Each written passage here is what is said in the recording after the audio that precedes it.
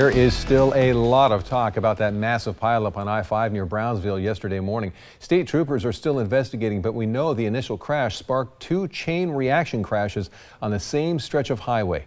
Thank you for joining us tonight. I'm Matt Templeman. Renee McCullough is off tonight.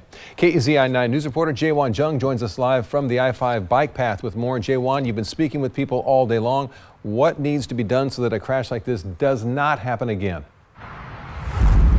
Yeah, Matt, I don't know if you can tell from behind me, but the smoke and the fog continue to persist today, even though those conditions might not be as bad as yesterday. But here's the thing. Those conditions are something that we'll continue to see. So state troopers say if you're planning to drive in the fog, the first thing you should do, well, slow down. The second thing, turn on those headlights, because they not only turn on the lights in front of the car, but they also turn on the lights in the back of the car, those tail lights. ODOT officials say there's been a huge rise in speeding and distracted driving. They say crashes could often be avoided if drivers are paying attention.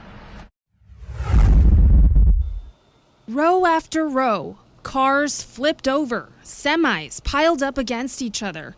It's a scene that ODOT officials say might be unprecedented. On I-5, this seems to be the largest. It happened Wednesday morning on I-5 southbound around 16 miles north of Beltline near the Junction City Harrisburg exit. Tow truck driver Bobby Keevy got the call about it around 8 a.m. ODOT saying that they needed all of our trucks, and jumped in our trucks and headed out there. There was A+ towing and T&M towing out there as well. And we basically just started clearing cars out as we could, just go down the line. Meanwhile, California truck driver Brandon McKenzie says he was stuck in the traffic a few miles north of where the crash was. You said you were stuck for how many hours? About 2 hours. I just got turned around and took Highway 99 around the crash.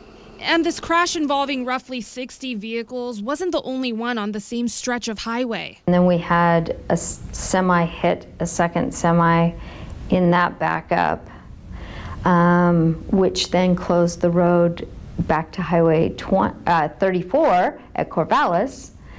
That was working, and then a semi jackknifed approaching that.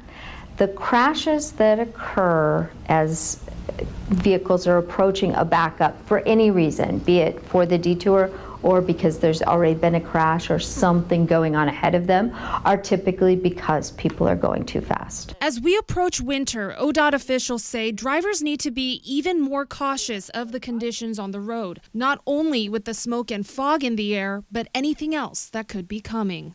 You have to expect that things might not be exactly as they are when weather's perfect.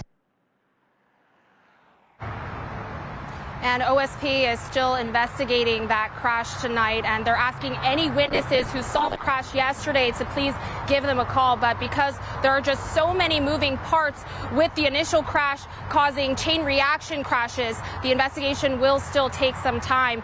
ODOT officials are also having to look at that initial crash, but also those chain reaction crashes as a separate but associated crash. Reporting live from the I-5 bike path, Jaewon Jung, KEZI 9 News.